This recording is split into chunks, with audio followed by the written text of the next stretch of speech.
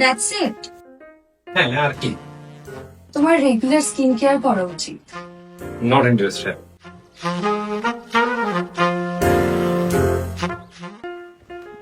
এই এগুলো কি ভিটুলজি প্রোডাক্ট?